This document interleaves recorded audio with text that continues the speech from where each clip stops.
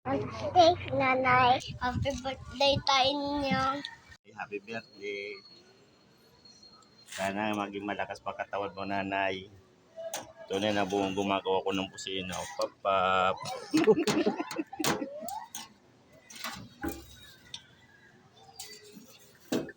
Ano ba ba isasabi ko? Nakalimutan ko na eh. Bisa, pautang ako. Kasi wala na akong pera. Yan lang. Doon na lang sa bahay kasi pagod na ako vlogger. Happy birthday, Mama Ura!